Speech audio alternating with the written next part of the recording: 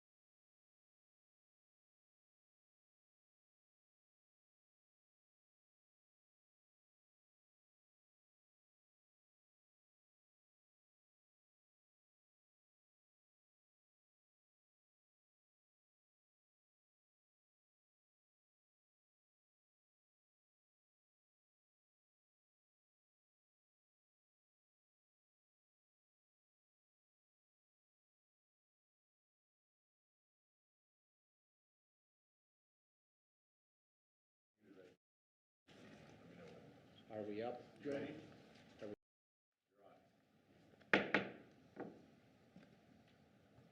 Need a mic.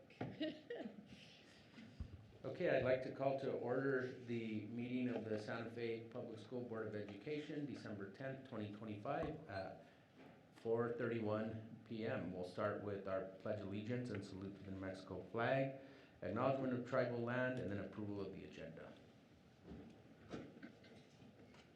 I pledge allegiance to the flag of the United States of America and to the republic for which it stands, one nation, under God, indivisible, with liberty and justice for all. Juro fidelidad a la bandera de los Estados Unidos de América y a la república que representa una nación bajo Dios, indivisible, con libertad y justicia para todos. I salute the flag of the state of New Mexico as the symbol of perfect friendship among United cultures. Saludo la bandera del Estado de Nuevo México, la simbología de amistad perfecta entre culturas unidas.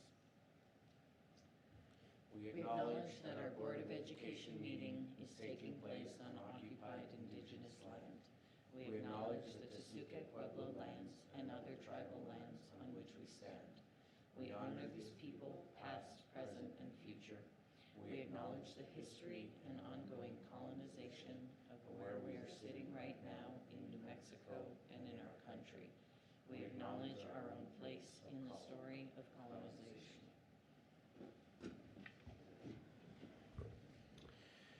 Okay, item D is approval of the agenda. Are there any changes, Superintendent, to the agenda? There are no changes. Thank you, President Abeyta. Okay, changes from the board? No change, President Abeyta. I move to approve the agenda as it is. Okay, we have a motion, we have a second. All those in favor? Aye. Those opposed? Motion carries. Board Member Bozay, we have executive session. Can you make a motion to send us into executive session, please? Yes, I move that the board goes into executive session where we will discuss limited personnel matters, NMSA 1978, Section 10-15-1H2, Superintendent's mid-year review, and for the superintendent to update the board and legal counsel to advise regarding status of personnel investigation. as well as threatened or pending litigation, NMSA 1978, Section 10-15-1H7, Owens et al. Versus Santa Fe Public Schools Board of Education et al., case number 124-CV-01248-KWR-JFR, and Owens v. Santa Fe Public Schools, case number 124-CV-00351-SMD-SCY. Okay, we have a motion. Can I have a second? I second. All right, all those in favor? Aye. Aye. Those opposed? Motion carries. Okay, we'll be in executive session. Thank you.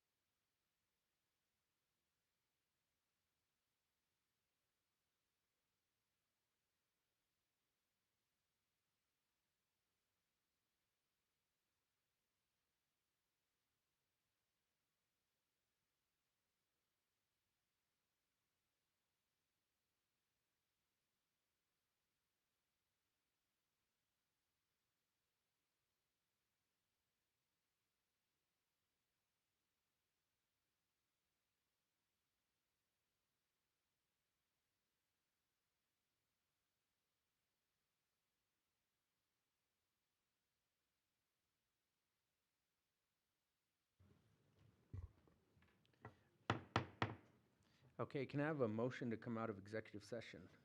Board Member Bozay.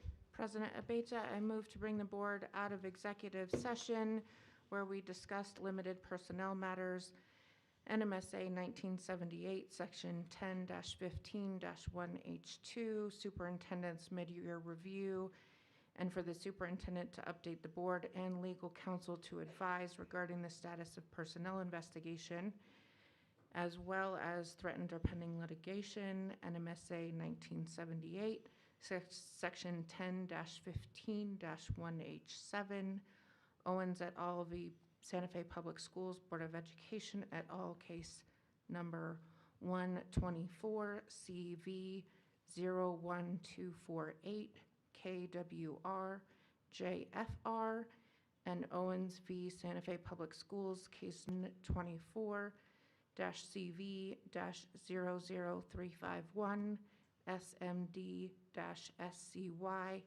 and no action was taken. Okay, can I have a second? I second. Okay, we have a second. All those in favor? Aye. Those opposed? Motion carries. Okay, then that will move us to item 3, which is introduction of our interpreter.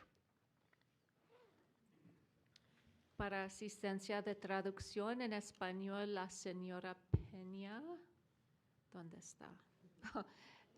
Te ayudará. Okay, thank you. Item 4 on our agenda is school showcase. 4A is Acequia Madre Community School Learning Vision. President Abeyta, members of the board, Superintendent Griffin, I want to introduce Dr. Deet, principal of Acequia Madre. He will be sharing a video of the great things that are happening at his school. Thank you so much. Good evening, Superintendent, Dr. Christine Griffin, members of the board, district leadership. Thank you for giving me a space, a platform to represent my community here tonight. I am Dr. Deet Hirdemassenir. I'm the principal at Acequia Madre since 2021. So I came at the school just as the district was emerging from the pandemic into in-person learning. At the end of that first year, we got a Blue Ribbon nomination for the Blue Ribbon Award. And this was an ideal opportunity for us to sit together with our community and with the staff and the students to figure out what made Acequia Madre such a special school. What we found out was, of course, community is one of our central core values, an engaged community, but also that we're rooted in the local culture and the art scene. We are a performing arts school, and we really strive to create a nurturing learning environment where students feel valued and thrive. Once we went through this process and we were awarded the Blue Ribbon in 2022, we started working with the Center for Transforming Education, and we designed our compelling purpose, which is a statement that encapsulates what makes us excited about Acequia Madre as staff, like what makes us excited to come to work every day, what makes parents excited to drop their kids off at our school, and then also what do the students like about our school, what sets us apart. So we encapsulated that in a statement and a compelling purpose, and then we aligned all our initiatives that were at the school at that time to that compelling purpose. And we cut some waste on the side, so we made sure that the initiatives that were really supporting that compelling purpose were worked on and emphasized, and then we added a few new components to it as well. With that alignment, we were hoping that we could inspire our students, our learners, to JICROC. And JICROC is an acronym that we came up with together with our community as well. And they're essential attributes. They are kind of like a profile of a graduate student, but at an elementary school level. So the J stands for being joyful, the I for inquisitiveness, the G for gratefulness, the R for resilience, the O for open-mindedness, and the C for conscientious. So we're really trying to work on that so that when our students leave our school, they go into the world or into middle school at that point as JICROC learners, the JICROC Matadors. So then, as we're going through this next slide, I do have some copies for the district leadership of the presentation and the boards that maybe we can pass over. So knowing that the community is so central to what we do at Acequia Madre, we surveyed and interviewed our families and our students. And some of the things that came up in those interviews is the socio-emotional component, the joy component, and the academics component. And so I'm going to try and click now, Joe. So socio-emotional, parents said that they really like our door greeters. We have door greeters, parents that volunteer at the school and greet every child. It has come up that everybody knows one another in the school, that it's a safe and calm environment, that the school creates a sense of belonging, and that it feels like family. The notion of joy at our school, we're big at the performing arts. We have a violin program, a garden program. We offer a lot of extracurriculars, and those are put together with community volunteers. We do project-based learning whenever we can, and we have a lot of community involvement. And then for academics, we're all very committed at the school. We like to give the students ownership. We set high expectations. We create lifelong learners, and we jig rock. So I did not bring the members of my community here tonight because we have a winter showcase tonight and tomorrow as well. And that's where we celebrate some of the things that we're good at, which is choral music at this time. But I did interview and some of the students, interviewed their peers. And so I have a video to showcase that. It's actually on the YouTube video, I think. If you go back to the Prezi, it works. What is the school special?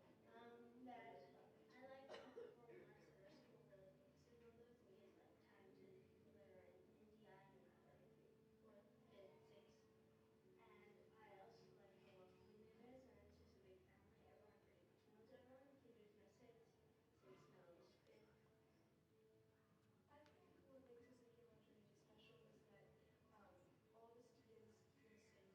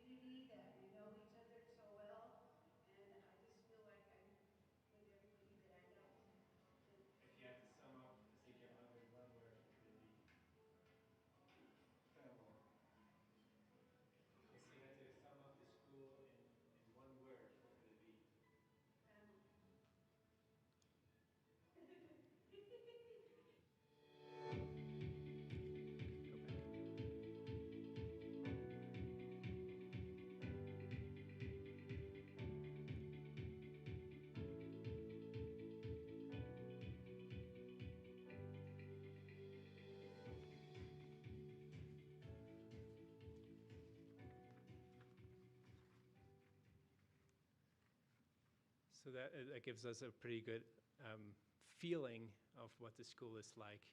And on my last slide, I still put some quotes from the community surveys that went out. We had some question for the parents, like what makes a Sekia Madre stand out, and then for the students, just some optional questions of how they feel joyful in the school, how they feel resilient in the school, how a Sekia Madre supports them with those essential attributes. And that's it for me. Thank you for listening, and thank you for supporting a Sekia Madre. All right, thank you.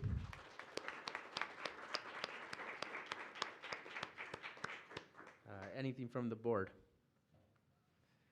Okay, our next school showcase is the Capitol High School Guitar Ensemble.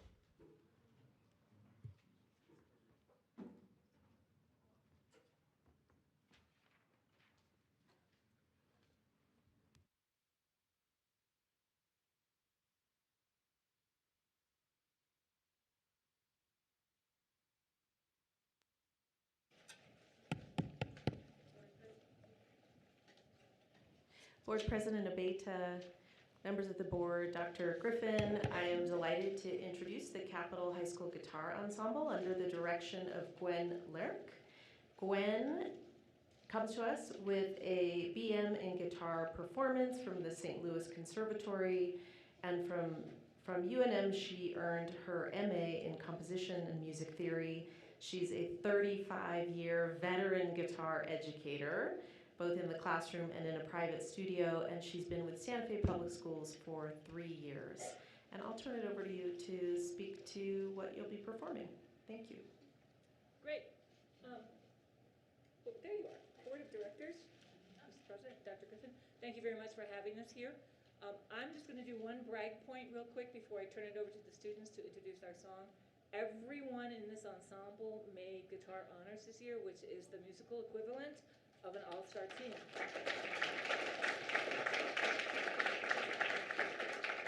We have students 9th, 10th, and 11th, no seniors, so it's a young team.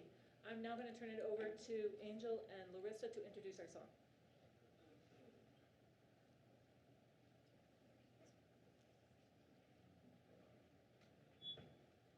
Mr. President and Superintendent, Dr. Griffin, it is an honor for us to be here and a pleasure to be playing for you guys. My name is Angel Rascon Campos. We will be playing a piece for you guys that goes by the name Los Pesugos. It is a Brazilian Colombian rumba, and it is composed by John Truitt. This piece has a funny story behind it. A besugo is it's a sunfish, those really big ugly ones, and the composer, when he told us about it, said that it's based off the beach when the guys try to get at the girls, and the girls call them besugos, the big ugly sunfish. It is a great, amazing piece. I will be also playing solo in this piece.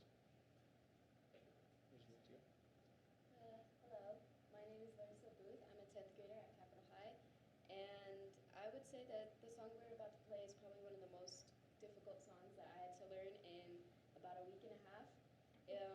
I would say it's very challenging, but it's one of my favorite songs so far that we've played, and I really hope you enjoy it. I really want to use my guitar skills to help me pay my way through to get my medical degree in college for dermatology, and yeah. Let's do it. You ready? One, two, ready, scratch.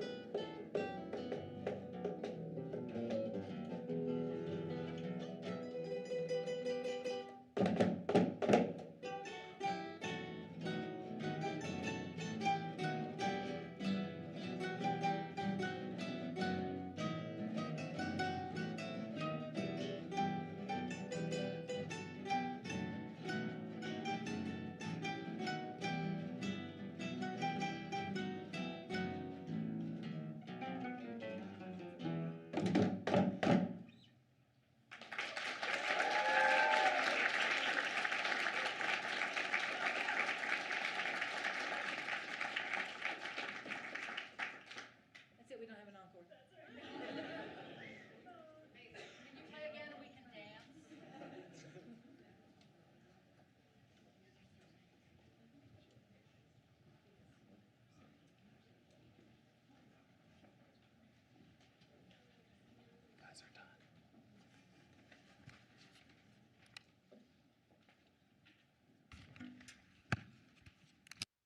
Okay, thank you. That was awesome.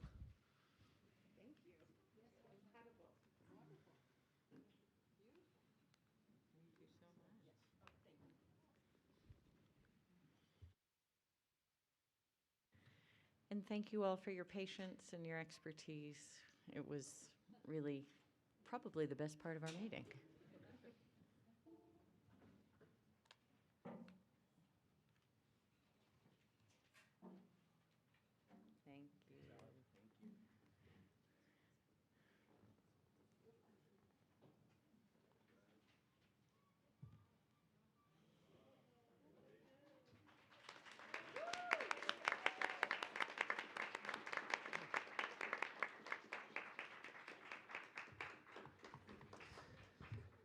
Okay, the next item on our agenda is public forum. Board President Abeyta, members of the board, Superintendent Dr. Griffin. We have 5 in-house speakers and 6 emails tonight. With that, I'm going to go over the Santa Fe Public Schools Board of Education Public Forum ground rules. Public forum includes online or virtual participation as needed, as well as in-person comments when the board holds in-person meetings. Please listen and speak with respect. No uncivil conduct will be permitted. Please do not discuss any specific student who is not your own. No sharing of time. Self-monitor and observe the 3-minute time limit. You will receive a 30-second warning when your time is almost up. Public commentary and dialogue are allowed only during the public forum, not throughout the meeting. Please search for answers on common ground. You may speak on any topic, whether it is on the agenda or not. Your input will be taken into consideration. Please be advised that the board may discuss your issue during the meeting, but by law, the board cannot take action on items that are not on the agenda. Please do not discuss employee matters which may result in disciplinary action. Instead, notify the employee supervisor, the Human Resources Department, or the superintendent. And with that, I'd like to bring up our first speaker, Megan Ovina.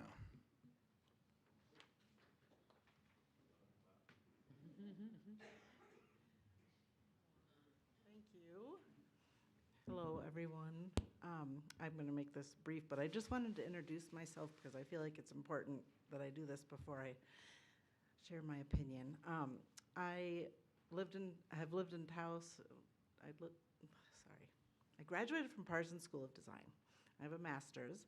I lived in Taos for the past 30 years as a photojournalist, covered tons of stuff, and won lots of awards, national, state, and worked for AP and all sorts of stuff. Then I became a teacher, and I moved to Santa Fe about 8 years ago to work at Milagro Middle School. I was offered a job from 3 schools, and I chose Milagro Middle School because I wanted to work at a middle school. And I feel really strongly about Milagro remaining a middle school. The building is beautiful. I felt when this first started, and people think this is ridiculous, but the first thing I said was, people want the building. They don't want us. They don't want what's right for the kids, whatever. It's grown-ups fighting over a big, beautiful, sparkling building that a very sort of disenfranchised, disadvantaged community has. This would not be happening if there was a different community of learners in that building. That's my personal opinion. A lot of people said, "Are you crazy?" Now they're not saying that. Because most of us, I think, we have a lot of Milagro teachers over here, have said no. I was joking that it's like a bad date. So the first meeting, when it was a seed, we all said, no, we don't want it. And we were told, it's up to you. It's up to you guys, because without you on board, it's not going to happen. So I was at Milagro the first year, just to preface it. It was rough. It was a really hard job. And I've been there through the past 8 years. It's an amazing school right now. And it's amazing because it's a middle school and because of all the things that our kids are able to do with a dedicated staff that actually like this age group. I'll end with the New Mexicans' little pull quote. This was from a couple weeks ago. Milagro Middle School is having a bit of a renaissance. There was a waiting list for students this year, the first ever. Had the district been able to hire more teachers, Milagro likely could have expanded. So I'm just here. I'm Megan from the Makerspace. I was the teacher of the year, art teacher of the year for New Mexico this year. I want to keep it a middle school.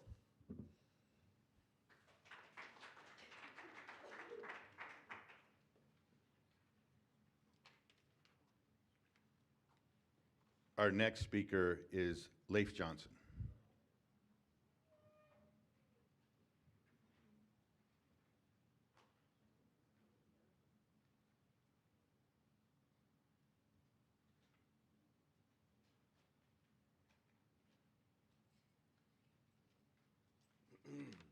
Hello, everybody.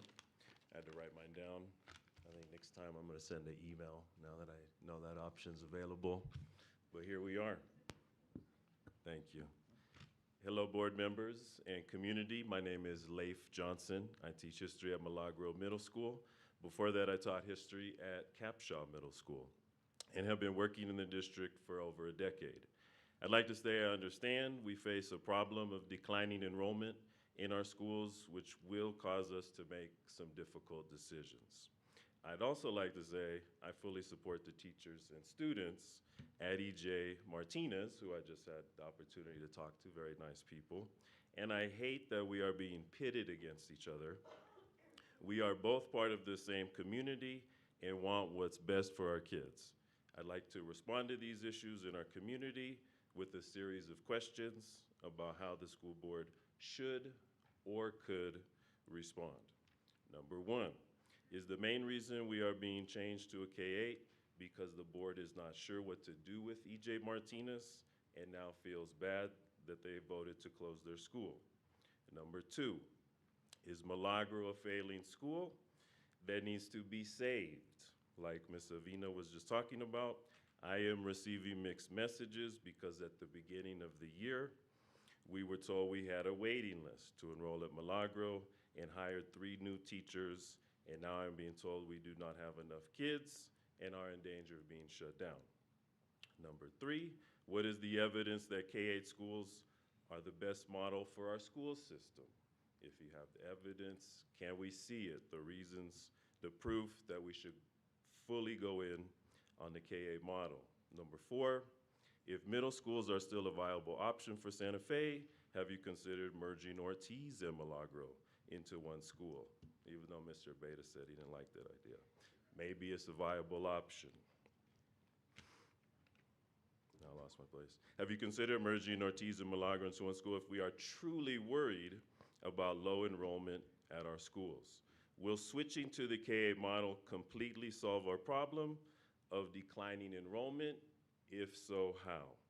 The board, number 6, the board decided it was too expensive to remodel EJ Martinez. How much will it cost? How much will it cost to, can I do speed read? How much will it cost to remodel? How much will it cost to remodel Milagro to make it a K-8? Do we have a number in mind? What is the price difference between remodeling EJ and remodeling Milagro? What makes the most financial sense? Number 7, these teachers can speak to this. What have we learned from having 2 separate schools in one building with different leadership from the merger of EJ and Chaparral? Is this something we want to replicate at Milagro, a school within a school? I got 7 out of 12. Next time I'll send the email. Thank you. Happy holidays. Merry Christmas. Happy New Year. Our next speaker is Kimberly Will.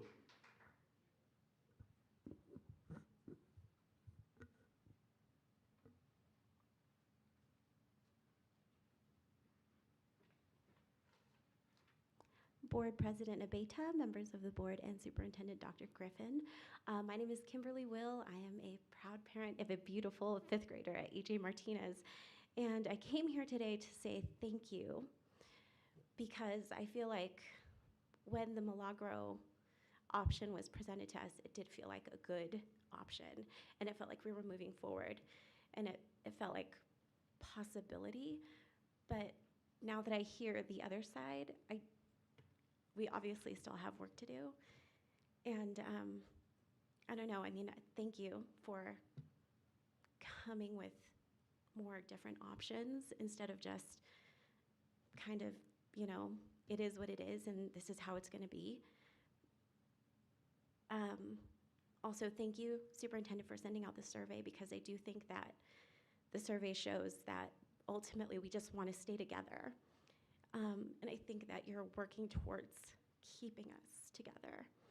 And yeah, I mean, it's a hard place to be, right? Because I don't want to like disrupt Milagro, especially because if it was a rocky start and it's like going in a positive direction, like I would hate to be any part of that disruption. But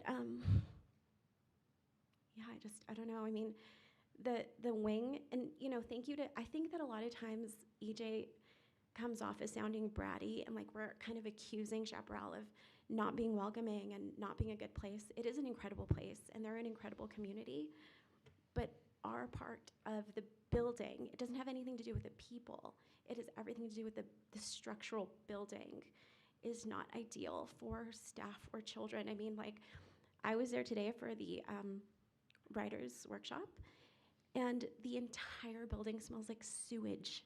And I don't know if you guys have ever spent any time in a building 8 hours a day that smells that way, just day after day after day, but it's not pleasant, and that's just kind of one of the problems with it, right? That's like just one tiny problem. So I guess that's all. Thank you for listening, but I think that we've heard a couple of opinions, and I think we're going to hear a lot more, and so this is probably going to be a lot more complicated than I had initially thought, because I was excited about the merger with Milagro, but again, not if it's going to be detrimental to their environment. Thank you.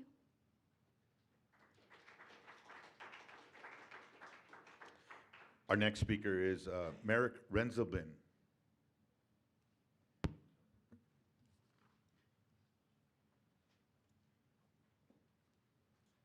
It's Mark Rendelman, and thank you for this opportunity, Superintendent Griffin, members of the board.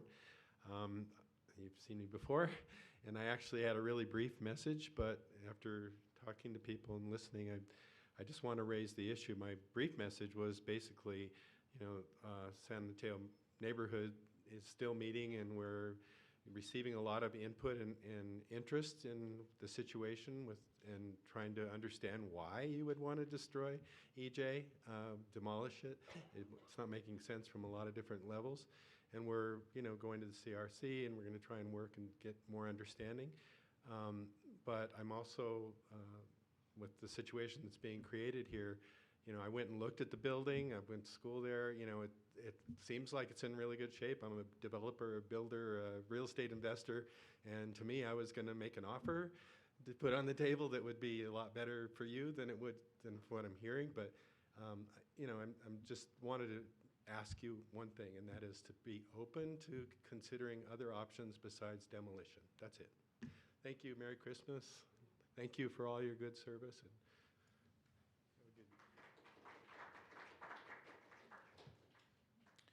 And our last in-house speaker is Catherine Douthit.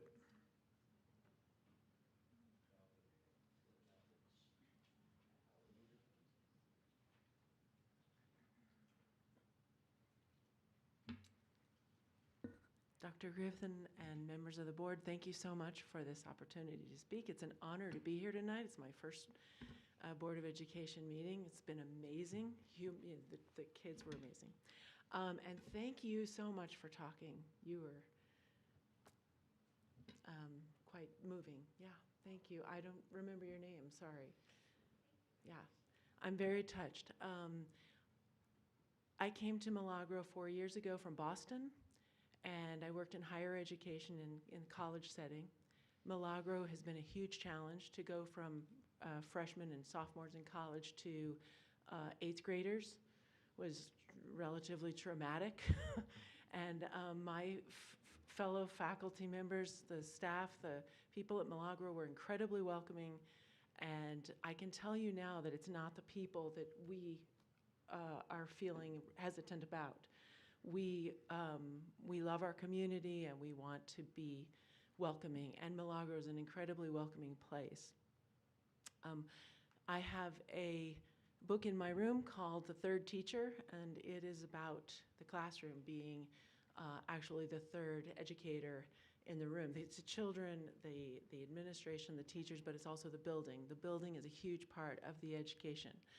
And Milagro is an exalted work of architecture. It's an amazing piece of work. I'm very nervous. I'm very hesitant. To me, the idea of kind of suddenly putting up a wall and a couple of doors and a bunch of tiny toilets, it might not be a big deal, and I certainly would put human beings above architectural considerations, but this feels like something we should be really cautious about, to me. When we have children come to open house at Milagro from elementary school, and they come to our open house at night, and they say, one of the first things they say is, "I'm so scared to go to school here, it's so big." And that is partly true, they're scared, but they're also thrilled. That's a very exciting moment for them. They feel like they're coming into the big time, and it's a bridge to high school, and it's a really important bridge. It's a crazy time for them. So I feel very strongly that if we can keep it a middle school, if we can keep it a 6, 7, 8, if we need to, we want it. Okay, thank you. We want to be part of our community. We want to be welcoming. We want to be cooperative, but we also want to be careful. Yeah, thank you so much.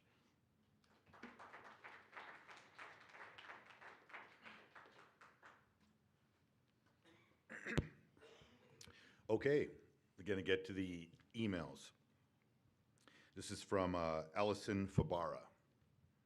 Dear Santa Fe School Board members and community, I'm writing to share some of the great things happening at Chaparral Elementary, where my son has attended from kindergarten through 3rd grade. All our experiences with the staff have been positive and warm, to the point that now every time we walk into the school, it feels like family. There's a genuine concern and care for students and their families, which shows in all sorts of ways. Yesterday, there was not one, but 2 opportunities for families to engage with the school, a Thanksgiving lunch and a family game night. Opportunities like this help us build community and create an environment where we get to know each other and everyone feels welcome. I appreciate that the staff goes the extra mile to make opportunities like this happen, often meaning that they are working longer hours, and yet they always have a positive attitude and a smile on their face. I also love that the staff has asked students for input on the kinds of improvements they'd like to see on the playground, such as new equipment and soccer fields, to help them understand that their voices matter in decisions that affect their lives. Thank you to all the staff and teachers at Chaparral for going the extra mile for students and families. And that's best regards, Allison Fabara. Next up is from Danielle Lujan, who's the Chaparral nurse aide. I hope this message finds you all well. As a parent and staff member at Chaparral Elementary, I wanted to take a moment to share my appreciation for how far our school has come to recognize the incredible community that makes it all possible. Over the years, I've had the unique privilege of seeing our school from 2 perspectives, through the eyes of a parent and through the daily work of being part of the staff. From all viewpoints, the growth we've made is truly inspiring. Our school has continued to improve academic support and creating a nurturing environment where every student is encouraged to thrive. What truly sets Chaparral apart is the dedication of our staff and families. Our teachers and support teams consistently go above and beyond to meet the diverse needs of our students, ensuring that each child feels valued and supported.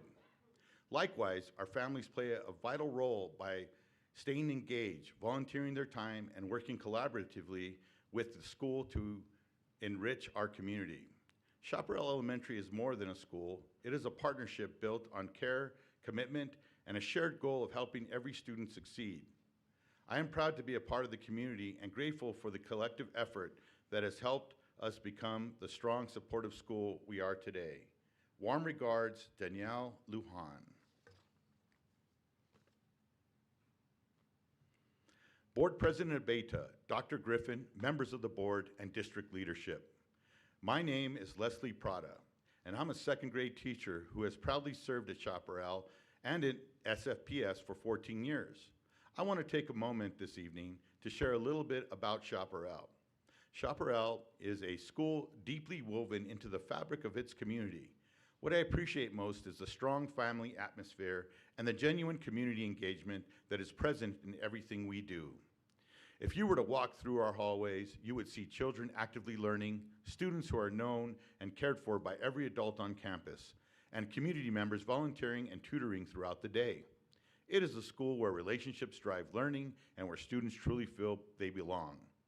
Because Chaparral is such an essential part of the community, I urge the board to prioritize the improvements that will allow our school to continue serving students well. This includes updating our HVAC system, constructing a track and field, and providing new furniture that supports modern, effective learning environments. I warmly invite you to visit Chaparral. Come see firsthand the powerful impact our community has on student learning and the love and dedication that make our school such a special place. Thank you for your time, your service, and your continued support. Sincerely, Leslie Prada. Next up is Brenda Juvrud. Hope I pronounced that right. I apologize. Juvrud. Board President of Beta, Dr. Griffin, members of the board, and district leadership. My name is Brenda Juvrud, and I'm a sixth grade teacher who has served at Chaparral for 10 years. I want to share what I love about Chaparral. Chaparral is a warm and inviting place where students come first. Within the school day, students are in class working collaboratively, sharing ideas and helping one another. Students are also supported in small group interventions and receive tutoring from our wonderful community volunteers. Students may pick up snacks for recess, have check-ins with our staff members, participate in cooking class, and enjoy time in our garden. In the afternoons and weekends, our school frequently hosts events for parent and families, such as parenting classes or family game nights. Students and families are cared for and encouraged to ask questions and invited into our school, whether to have lunch or to celebrate successes. I ask the board to consider the important role Chaparral has filled not only within Santa Fe Public Schools, but within our community. For example, some of our community partners are Communities in Schools, Del Norte Credit Union, Food Depot, Lafarge Library, Cooking with Kids, and other community members and organizations. Our students and families are first, whether their needs are academic, socioeconomic in nature, or emotional. The needs of Chaparral community must be further considered as a solution is found for E.J. Martinez. Chaparral was allocated funds for necessary improvements that will benefit the schools, students, and our community as a whole. Thank you for your time, Brenda Javrud. To whom it may concern, Chaparral is a new home, away from home, for me this school year. And I have found so much heart and acceptance, support, and understanding within the Chaparral community. I share a space with 4 exceptional staff members, as well as staff who move freely as they should through the staff lounge. It's cramped and sometimes challenging. It's also shown to me how kind, patient, and flexible adults can be. If I may, just real quick, this is Christina Meyer Desrick, just real quick, who's speaking here. As all do, the students, family, and staff of Chaparral deserve no less than the updated facilities that support the holistic needs of a learner and community member in the 21st century. Equitable spaces to learn and teach, gather and share, reflect and grow. It can't be an easy or comfortable situation to be in, needing to decide how to support 2 equally important communities within one city different. Yet leaders are called upon to make difficult decisions every day for determining how to share specific data, from survey results to communicating that specific needs cannot be met, while simultaneously facing the reality that all needs will be met. That means that other needs will be met. I count myself fortunate to be at a campus that is as strong and unified as Chaparral. I feel the presence of our sister school, E.J. Martinez, as aligned with the heart of the purpose that brings together and drives Chaparral Firebirds on a daily basis. We are here for students and their families. We are hopeful that our contributions continue to support and sustain our community and allow us to continue our work to support our own needs as well. I, for one, look forward to the new future that will unfold for both schools, knowing that it may not be without anxiety or a sense of loss, but that decision needs to be made. Thank you so much for your continued support for all schools, communities, and families within Santa Fe. Sincerely, Christina Meyer Disrek. And the last speaker of the night is, oh my gosh, I don't have a name here. I'll have to get that. But let me go ahead and read it. I'll get that for you, Ruth. Board President of Beta, Dr. Griffin, members of the board, and district leadership, here you go. My name is Deanne Velasquez.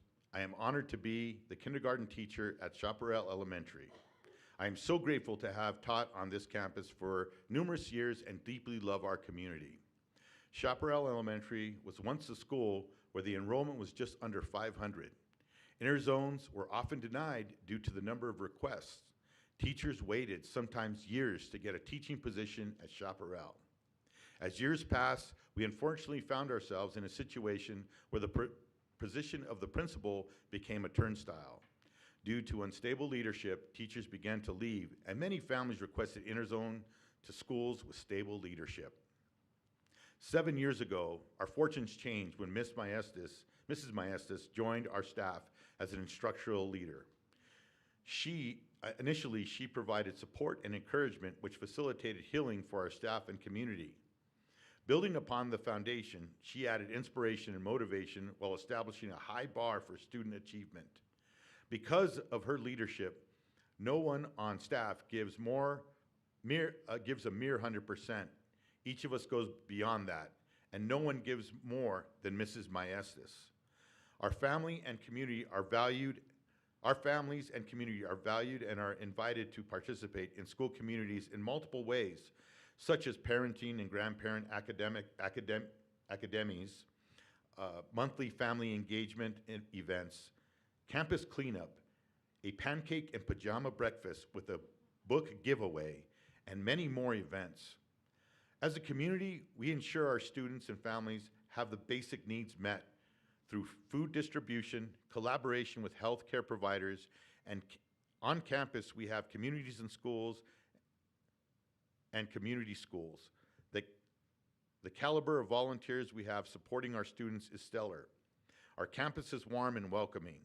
Families and students know they are cared for holistically and that we'll take whatever measures are necessary to ensure their well-being.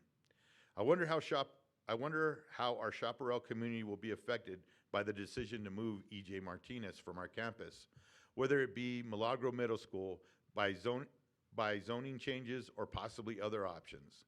My dream would be to have all our classrooms filled to capacity with students zoned for our school. I urge the board to make certain that the money appropriated by the 2021 GO bond be used as was intended to replace our HVAC system. The last CRC meeting provided that information. Our students would greatly benefit from a track and soccer field. Our campus would be significantly enhanced by new furniture. We've never had a school-wide new furniture.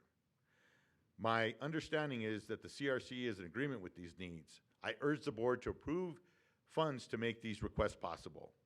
Thank you for being mindful of Chaparral, and thank you for your time, service, and support. And that concludes public forum. Great, thank you. Okay, the next item on our agenda is union update. Is there somebody here from the union? Yes, great.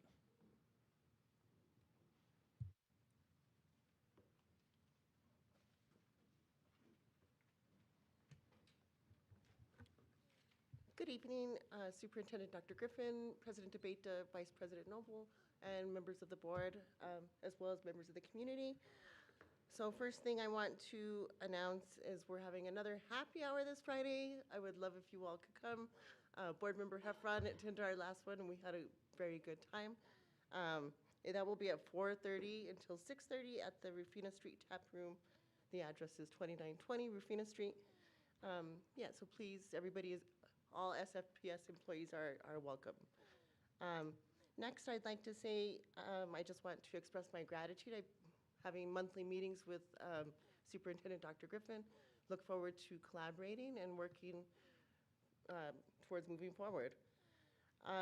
Also, the union is also very excited about all of the different holiday festivities throughout the district. We want to urge everybody to find something to attend within the district. Every school is having a little something, and it's really exciting. I don't think I have ever seen so many different showcases and holiday gatherings happening at one time, one season, so that's really exciting. Next, I'd like to report NEA Santa Fe will be offering mini grants to support innovative programming in classrooms for our members. So we'll probably be rolling that out within the new year so that teachers can apply for these mini grants. And lastly, I just want to report, in collaboration with the district, there will be a survey going out regarding professional development. I just wanted to have a chance to have my board review it before it gets rolled out. So that should be within the next week or so that employees will be receiving that survey, just so that we can provide some like nice, high quality professional development. And I think that concludes my union update. Thank you, everybody. Great, thank you. Student board announcements and follow-up. Who wants to go first? Hello, I'm standing in for Board Representative Daphne. Thank you, Superintendent Dr. Griffin and President Abeta. Capitol High School, so Los Alamos High School and DECA, which stands for International Business Association for High School and College Students, has recently hosted Capitol High School's DECA students for a day activity and team building exercises that is now known as DECA Buddies Day.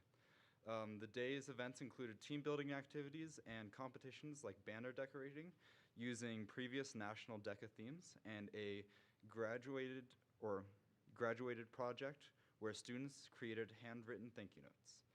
Capitol High School will also host its annual Al Armendariz Boys Basketball Tournament December 11th to 13th and at the Edwards Ortiz Gym at Capitol High School, and we are all invited.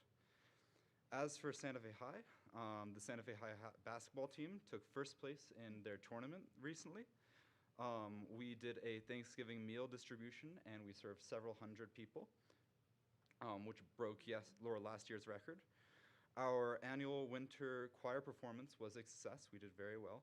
And 3 of our volleyball players made it to All-State. NJROTC also participated in the Area 20 East NJROTC drill qualifiers at Highland High School in Albuquerque, and many of our cadets placed 1st to 3rd place. Thank you, Superintendent Dr. Griffin and President Abeta and the rest of the board members. Early college opportunities. Students finished up their SSCC computer science classes on December 5th. ECO had 14 students pass the end of the course industry certification exams. Students can earn 2 different certifications. Certification 1, competency in IT software and support system and system support. Certification 2, competency in IT hardware and software support. These certifications are nationally recognized and give students a head start in a career in IT. And at Mandela hosted a successful craft fair last weekend. This is a completely student-organized run and is a major fundraiser each year for Student Council. The holiday concert was December 9th, and the music program, almost a third of the student population performed in front of a full house. On Thursday, December 18th, all students in all grades will engage in a service learning day in a variety of settings. The math department kicked off an iReady Beat Your Score challenge today with the middle of year iReady assessment. Any student that improves their score receives a small prize, and students that move up a grade level are entered in a year-end raffle. Mandela will be hosting a luncheon in appreciation of their volunteers on Tuesday, December 16th. So, as for belonging and inclusivity, which was our last month's theme, so the survey revolving around it was a big success, and it was especially a hit for Santa Fe High students who felt like it kind of represented their voice, and we're moving forward with it, highlighting different themes each month for the survey. Our Santa Fe High School student government is using information that they're gathering from their classmates to help improve Santa Fe High School. They're kind of operating like a voice for the people right now. Students feel like there's a good amount of activities to keep them engaged during lunchtime and after school, and they feel like it's their major way of engaging with the school and participating in their surroundings. Santa Fe High School Student Council is focused on trying to improve the restroom situation in school, as well as promoting more input from students outside of student government. The leadership training was a success from what I've heard, and we're moving forward with Mr. Villarreal's to go more in depth with the surveys, working in tandem with more schools. Students feel that they will have more input on actions of or students feel that having more input on the actions of the school affecting them will make them feel more engaged in the community and will allow for students to have more control over their educational system. And students feel that having shorter lunch lines would allow them to participate more in school activities, allowing them to feel more engaged with the community as well. And I can't speak for Mandela, but I can definitely speak for ECO. Everything's going well over there. Everyone's trying to just wrap up stuff for final assignments, and everyone's trying to at least get their certifications wrapped up and just continue on with school. Recently, we did a student leadership training with all Santa Fe High, ECO, Mandela, and Capitol High School and surrounding middle schools. And it was a great success. I learned a lot, and we did a lot of fun activities. And everyone was super engaged and offering questions for surveys that can help improve inclusivity at our schools. And ideas for improvement, I think that we should offer a communications course for every ELA to help out students communicate. Especially for me, when I was a freshman and sophomore, I can only speak for me right now. I struggled to communicate to my principal about certain things that I wanted to get done, and students just don't know how to communicate and to their teachers about getting stuff done, and maybe they just need to feel a bit more comfortable on doing that. Thank you.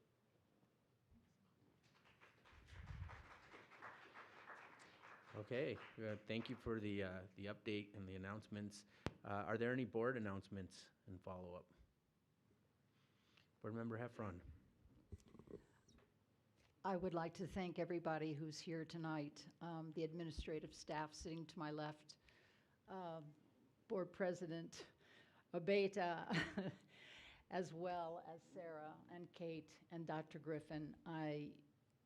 The teachers that I've heard from Milagro, the teachers that I have heard from Chaparral and EJ, teachers I've heard from concerning their dilemmas that they feel that they're facing and not being valued. I want to thank those teachers, many of whom I've replied to, but I want to thank you very much for letting me know of your specific concerns regarding your schools and what the probabilities are for your own future as teachers, because the teachers, no matter who we've talked to in the past or what students I've met with, the teachers are always applauded as being the best that we have. And I would like to congratulate our district for having such excellent teachers and moving forward. This is my last board meeting, as you know. Therefore, I'm feeling pretty sentimental about saying goodbye and will hopefully, like I did before I joined the board, get back to perhaps avid tutoring or helping other students in other ways as well. But thank you all very much. Thanks. Thank you, Vice President Noble. Thank you, President Abeta. Board Member Heffron, that was incredibly well said. And I guess I'll start by just saying I want to echo Board Member Heffron's sentiment that I really appreciate the emails and communications I've had from teachers and staff at particularly Milagro, EJ, and Chaparral. It's been, and tonight's public forum I think was a good example of that, really solutions-oriented and positive and loving for our schools, for our students, for our community, and it has been frankly wonderful to hear lots of the particulars that have been included in the communications. I have enjoyed the individual communications so very much, and I really appreciate everyone who has taken the time to reach out and share their perspective. And Board Member Heffron, I really want to say thank you for your service, your heart. I know you will continue, as you did long before you joined the board, to give to the Santa Fe Public Schools. And I have an incredible amount of appreciation for all that time, energy, life force, magic, and other things that you have given to the schools. So just thank you so much. Board Member Bozay. Thank you, Board President Abeyta. There's really not anything that I could add. It's been a joy to sit next to you for the last year. Your voice will be missed. Thank you for everything. We have some flowers for you. Oh, I was wondering. Sorry about those flowers. Oh my gosh. For you. Ah, they're beautiful. Thank you. Thank you. I'll try not to drop the flowers. They're beautiful. What do you think, boys? Huh?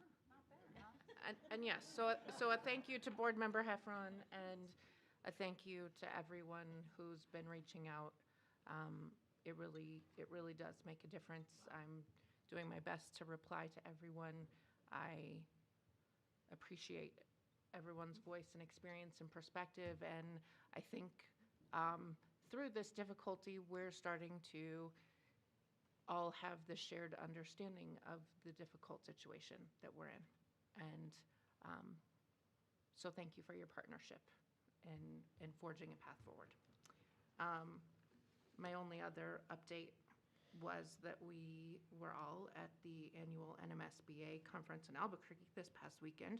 We get to see the incredible Santa Fe High Junior ROTC crew on Friday morning. They presented the flags on Friday morning, and I think we all had a lot of pride around that, and it was great for us to all be at the conference together and had some great sessions and great learning. And I don't know about my fellow board members, but I come back from conferences like that and I can barely sleep because my brain is so full of ideas and thoughts and plans and all that learning that we did together. So thank you.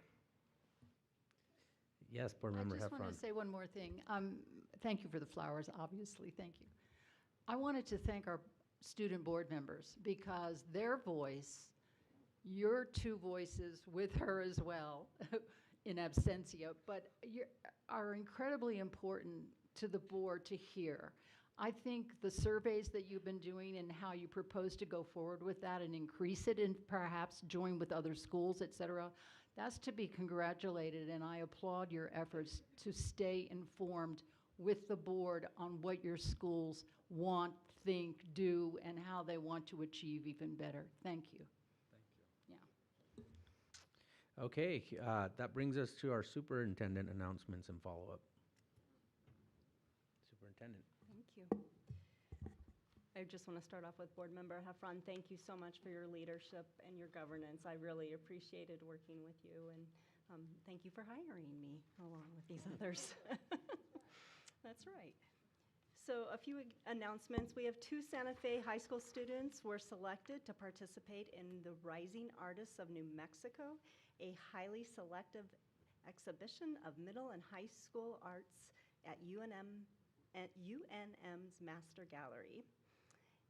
And then the next one is our annual bilingual school showcase. So join us this Saturday, December 13th from 9:30 to 12 to learn about our bilingual programs in Santa Fe Public Schools.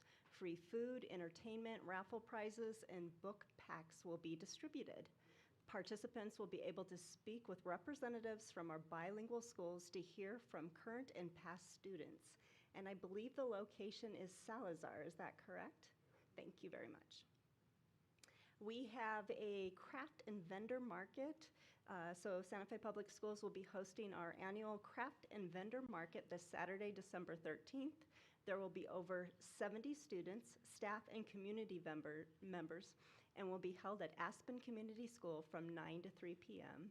And last but not least, we will be hosting a Santa Fe legislative delegation and key partner breakfast at ECO on January 7th at 7:30 to share priorities, perspectives, and opportunities ahead of the 2026 legislative session. Thank you. Great, thank you. Okay, we have some action items on our agenda this evening. The first is item A, which is to authorize the legal counsel to proceed as discussed in executive session. Board Member Bozay. President Abeta, I move that the board authorize legal counsel to proceed as discussed in executive session.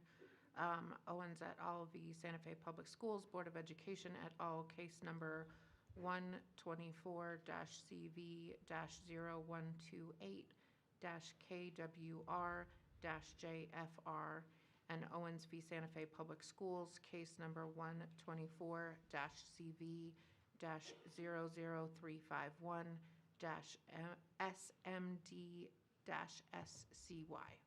Okay, we have a motion. Is there a second? I second. We have a second. All those in favor? Aye. Those opposed? Motion carries. Item B is reallocation of the 2021 general obligation GO bond funds to EJ Martinez Chaparral Improvement Projects. Board Member Bozay, you're the chair of the CRC, so I'll let you take this item. Thank you, Board President Abeta. I believe that we have Executive Director of Operations, Mr. Gabe Romero, as well as Jessica Shelton here as a representative from the CRC tonight. Thank you so much for being here. Thank you, Board Member Bozay. Board President, Superintendent, if it is your pleasure, we could summarize the reallocation request from the CRC, or we could review the presentation this evening. So what would be your desire? A summary would be fine. All the board members have the presentation if they want to flip through, but I think a summary is probably fine. Thank you. EJ Martinez and Chaparral currently operate in the same building, as you've heard from various public forum persons, and they operate very well, but the building was not designed. It has the capacity, but it wasn't designed for two independent schools to operate within that building, and there are needs that both schools requested. So we took a survey of their needs. We've also talked to community members along the way and made sure that we considered their needs. And we came up with some reallocations that we think we can implement very quickly and be able to fund those through contingency funds for the most part. So I will summarize those for you here directly. And they will be on they'll be on slide number 5 of the presentation. A new track and field, or let me give you I'm sorry. Let's look at slide number 6 will be where the reallocations will be summarized. New furniture at $500,000, $500,000. HVAC upgrades in the building, phase 1 will be $2 million. Turf fields will be $0.6 million, and kitchen and cafeteria and immediate needs at $0.9 million.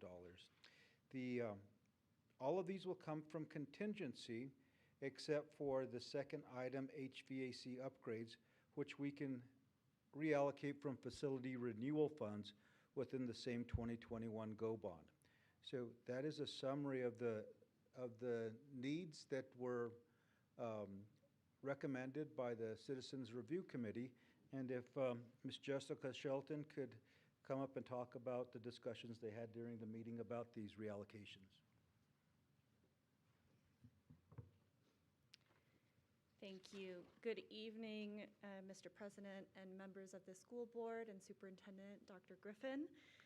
My name is Jessica Johnson Shelton, and I'm a member of the Community Review Committee and speaking on behalf of our committee about this reallocation recommendation. Just to note some of the factors and considerations in our own decision-making and discussion. In addition to reviewing the staff and community engagement that was conducted by the superintendent and district staff and school principals, several CRC members also did an in-person site visit to the facility that contains Chaparral and EJ Martinez. We did note that there is $1.5 million that was already allocated to HVAC improvements for Chaparral, and inquired why that work hadn't been done yet. We learned that to this point, the work had been delayed due to a lack of clarity on the future long-term use of that facility. As we discussed the reallocation of funds, we did feel that it was very important that this funding and that additional reallocated funding be used to benefit both schools within the facility across the entire building equitably.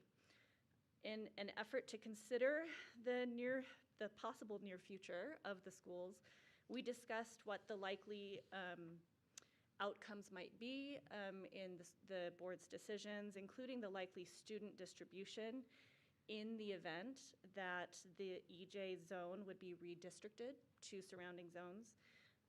At that time, it was anticipated that most of the students would be either rezoned to Chaparral or to Aspen Community School.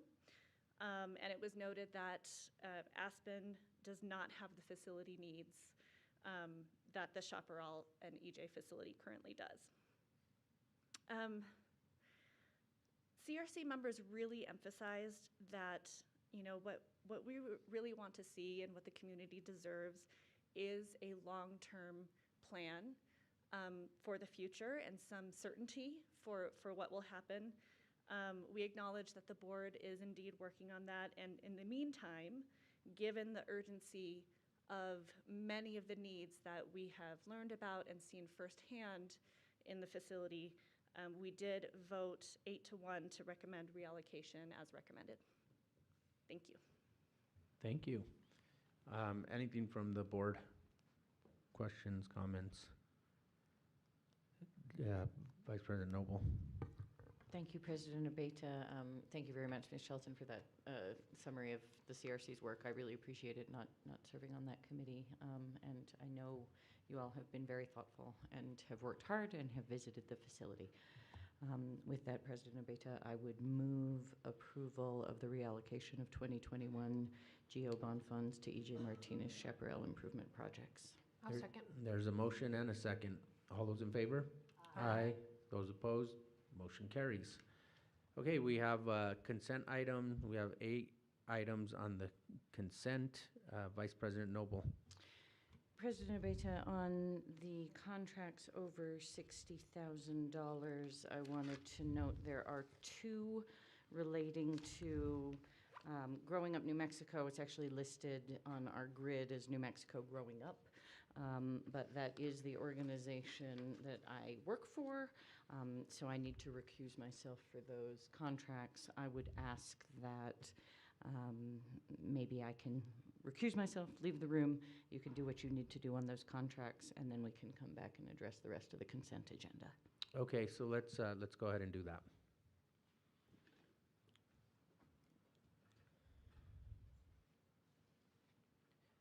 Is there any discussion regarding the 2 contracts that are on the consent?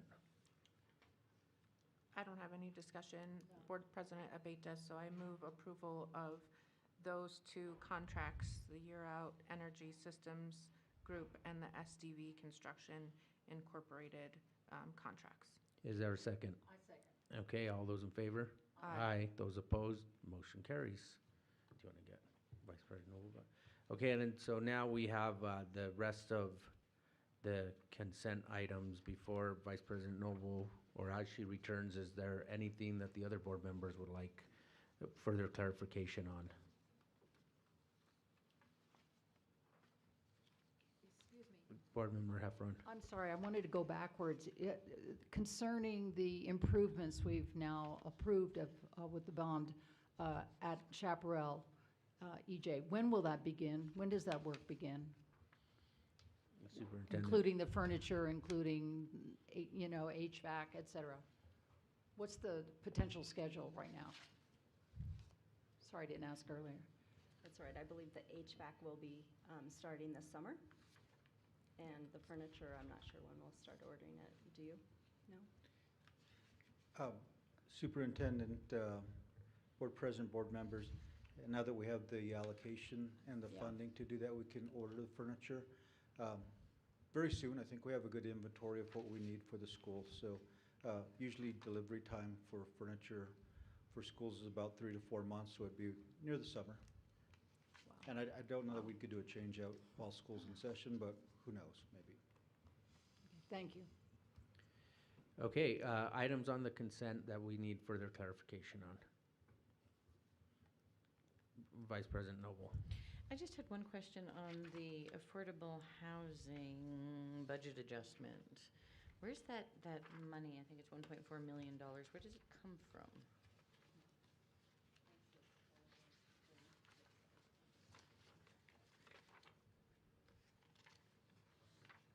Housing stabilization, yeah, $1.4 million, an initial budget bar. It's an FY26 award for housing stabilization, but I don't know what Ms. organization. O'Brien will speak to that. Okay, thank you. Get this. Good evening, Board President Abeta, members of the board, and Superintendent Griffin. The $1.4 million originated from the state legislature, and APS that school district was originator of this pilot program. It's the Family Stabilization Project. And there are 2 other districts, including Santa Fe Public Schools, that was awarded this funding. And so this contract is actually for our relationship with PI, for Partners in Education, to help us implement this pilot project in hopes to get funding in the future for Adelante. Thank you very much, appreciate it. You're welcome. Congratulations. Yes, thank you. Okay, is there a motion regarding the remaining items on the consent calendar? President Abeta, I move to approve the rest of the budget adjustment requests and the remaining items on the consent agenda. I second. We have a second. All those in favor? Aye. Those opposed? Motion carries. Okay, the next item is discussion and possible action, legislative board goals. Okay, so I guess I can get us started. As you stated, there's going to be a legislative breakfast at ECO. And Correct. what's the date of that again? January 7th, 7:30 a.m. Okay.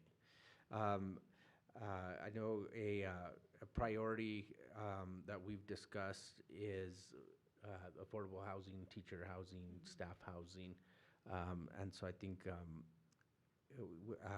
well, I know we've started talking to the CRC about that, and they've agreed to help with moving along those initiatives related to affordable housing. But I'm not certain about if there's any other, I think you had mentioned earlier in the meeting we had, there were 2 other priorities besides housing. So the housing would be with our capital outlay request, and Right. then to increase state equalization guarantees funding, so that way teachers' salaries can keep up with the rising cost of living. And then also the 80-20 rule, so that public employees pay 20% of their insurance premiums regardless of the salary or position, with the state paying 80% would be a recommended second ask. Okay, and it is only a 30-day session, so we've got to be really focused as far as our priorities for this session. And so I think those 3 are certainly 3 that are of importance to us and should be prioritized. Are there any other comments or suggestions from the board regarding this upcoming session?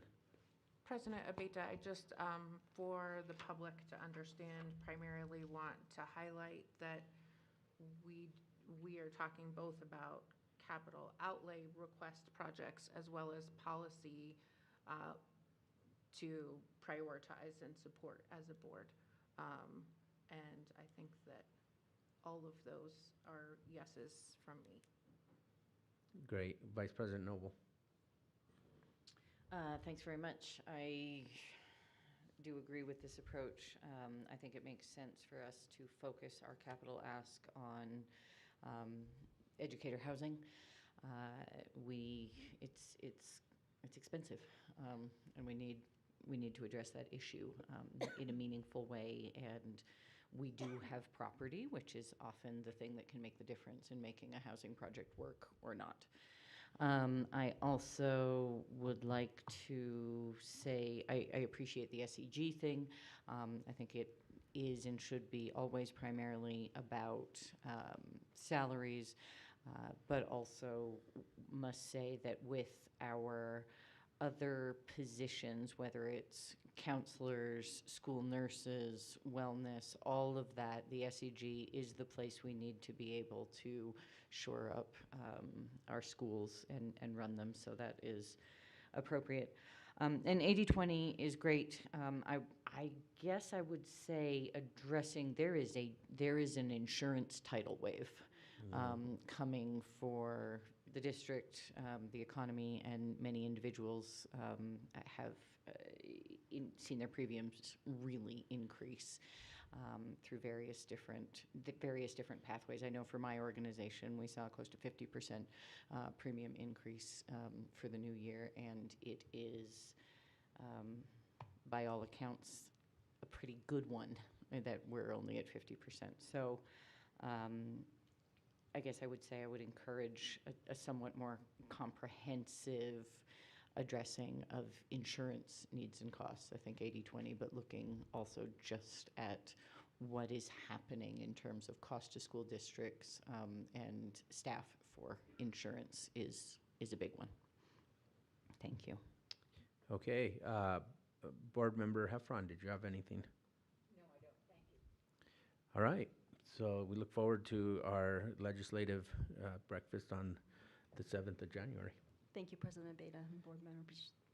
Okay, board discussion and possible action. The first item is Digital Wellness Resolution, Vice President Noble.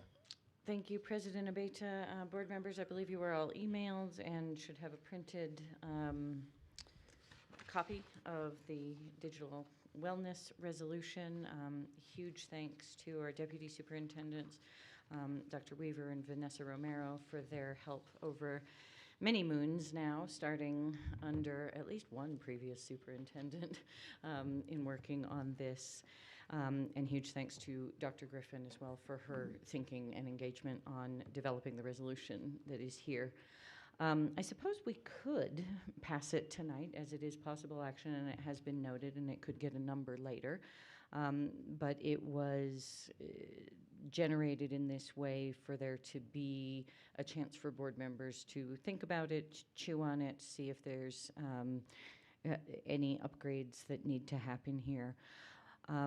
As it says in the resolution, which I will not read out loud, we, in part, looking at the post-COVID world, the post-pandemic world after we went online and embraced technology in its entirety. And I think I'm sort of paraphrasing or even maybe directly quoting Dr. Weaver saying, we thought we would have the best of both worlds, the best of what we do online and the best of what we do in person, and that we would sort of perfectly integrate those things. And of course, life is messier than perfect. So this is really a framework. It focuses on creating a digital engagement framework that hopefully would get us very intentional about that, about getting the best of both worlds, because technology is likely here to stay in our world, and we need to understand how to use it well, how to use it intentionally, and most of all, how to use it at age-appropriate levels, because it is different for a kindergartner versus a high school senior. I'm hoping, as it says in the resolution, that we have some clear guardrails that I think not only need to be in place at the district, but understood and communicated with the community of what we're doing, what parents and families can expect for a kindergartner with their screen time in school, and how that will be used, again, intentionally and with developmentally appropriate digital wellness guardrails in place.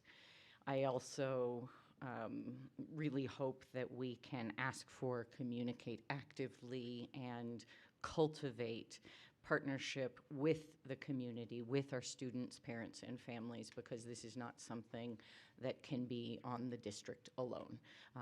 There is great integration of technology, of course, throughout our lives, throughout students' lives, and we need to do this in dialogue and partnership. And I truly believe, having heard from a lot of parents and a lot of families, that they will engage actively and help, and that we can strengthen each other with limiting screen time, and truly do that big thing that I believe we really need, which is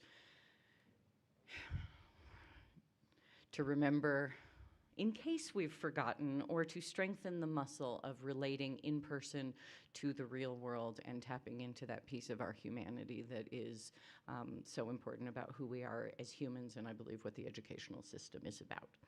So with that, I guess I would open it to my fellow board members for comments, and whether we want to pass this tonight or if we want to bring it back in January.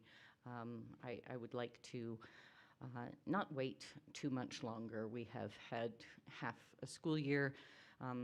It's amazing how the time goes by, but there does feel to me some urgency about getting to the real work of wrestling with digital wellness and engagement for our students in hopefully a more intentional and better way. Comments, questions from the board?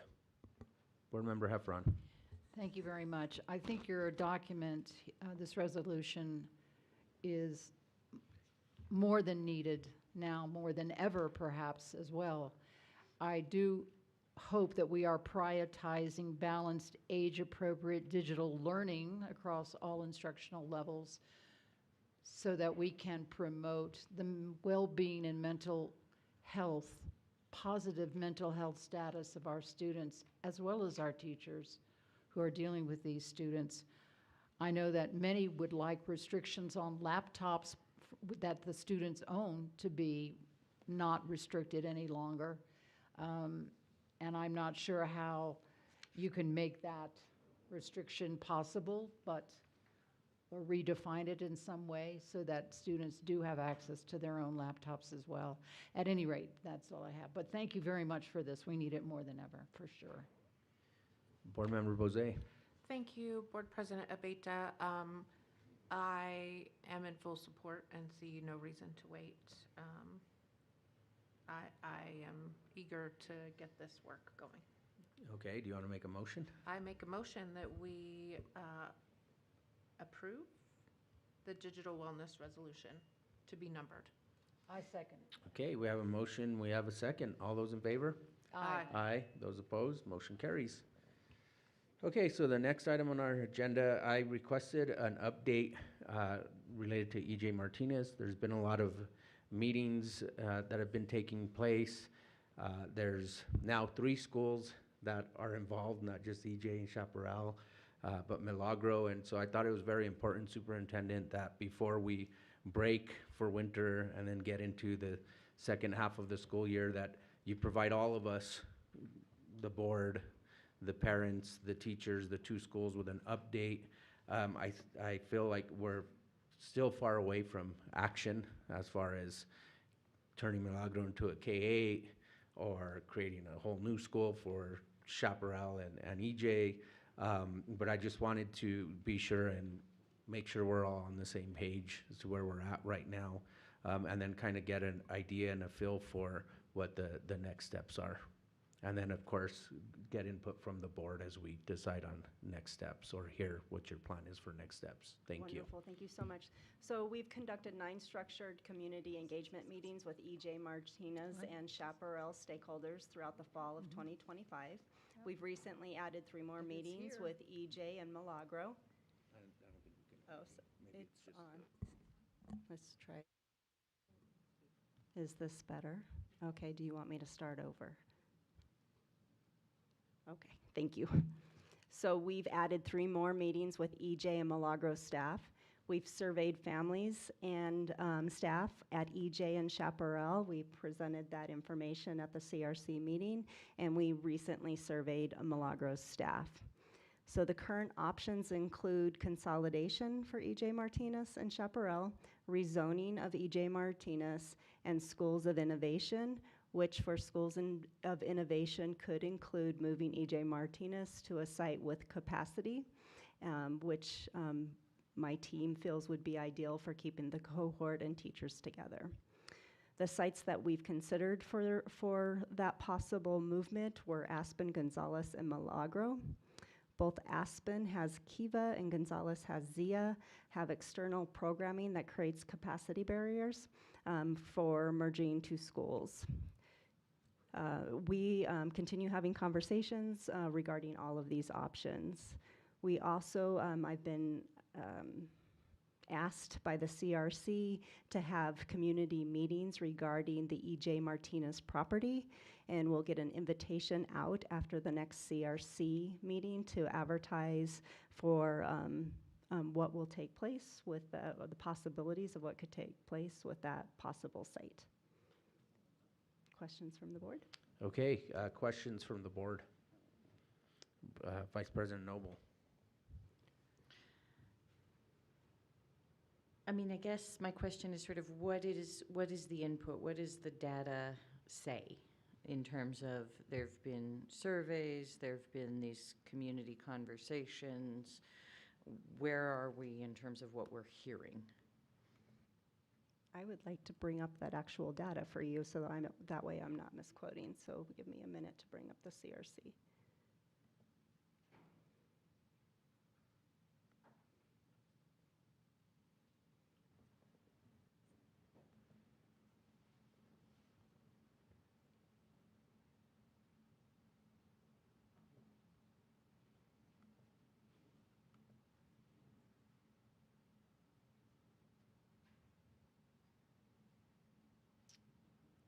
I am not finding my CRC. Do you have can you find it for me, Ken? Are we talking about a presentation that went to the CRC? Yes. Or? Okay. Yeah. How many students are enrolled in EJ this year? We have about 153 students. Mm-hmm. I actually have that here. I'm wondering, any idea how many of them are sixth graders? I do on the wall in my other room. Do you have that? 29.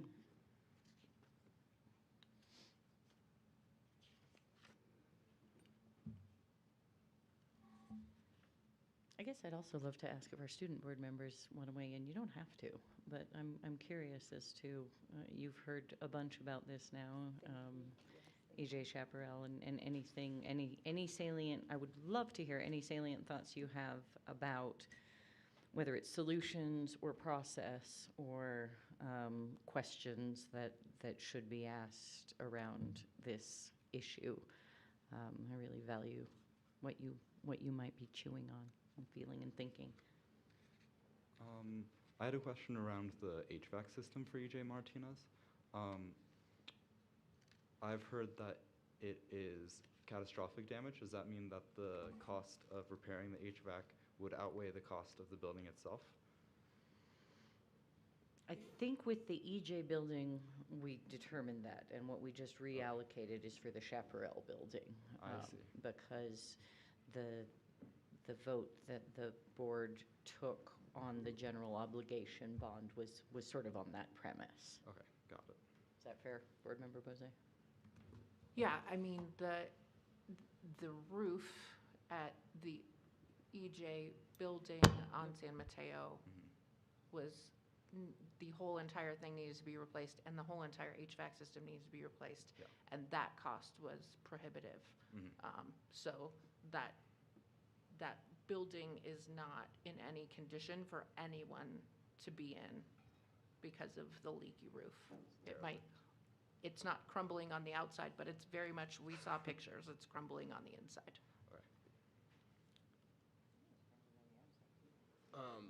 As a former E.J. Martinez student, this is actually pretty sad for me to hear about my old school, but also how is that community thriving? Is there like any type of input on the families, or are the students learning in that environment at Chaparral, and is the Chaparral other students from Chaparral, do they like interact with other students at EJ, and are they welcoming? Sure. They keep the schools pretty separate. The teachers are phenomenal and are incredible at making sure that their lessons and the students are learning. As far as the families go, EJ Martinez moving to Chaparral, it was always a temporary home for them. And so the families, I imagine, feel displaced and are looking forward to an answer. Yes. So I have that data now. Thank you very much. So EJ Martinez currently has 152 students. 29 of those are sixth graders. Approximately 60 of those students are interzoned for EJ Martinez. When parent-teacher conferences were happening, we put out a survey to both EJ Martinez and Chaparral families regarding the three options that we had of rezoning, innovation, and consolidation. And we had 256 responses from those families and staff. Rezoning, we had 119 votes. For schools of innovation, we had 79 votes. And for consolidation, we had 58 votes. And Dr. Griffin, sorry, just to jump in, this was, again, the Prior. time period that was prior to these current discussions of EJ perhaps being Moving. housed in the Milagro building. Correct. So Correct. that wasn't a survey option at that time. Correct. And we don't really know how people are feeling about that right now. Correct. And Milagro families haven't been surveyed. Correct. Okay. Vice President Noble. If I can ask, how are we defining schools of innovation with 79 votes? What did that mean? So Schools of Innovation was described to families as EJ Martinez staying together as a magnet school, for lack of a better way to describe it, that they could create their own identity through our School of Innovation application process. But with agnostic to location? Correct. Physical location. And rezone was, we divide up the current zoning for EJ to other schools. With schools with capacity and close to wherever their address is. Okay. And I don't know if there are any salient takeaways from the conversation, sort of, that more qualitative data that can be shared. Sounds like there's more, and I guess I could say I'd love to hear that in January, but I can leave that for a second, and then I guess I have some comments. Okay, Board Member Heffron. Thank you. I was going to ask, is the analysis that is being conducted now and the questioning of teachers, et cetera, are we also considering adding only the sixth grade to Milagro, therefore making it similar to Ortiz in that it has grades 6, 7, and 8 only, and keeping it, therefore, as a middle school? We are not considering that at this time. Right now, what we're trying to do is really, for me, to be able to research any and every option possible for the EJ Martinez community. Mm-hmm. So that way, when the board makes the decision in January, I've exhausted all possibilities for you. All right. Thank you.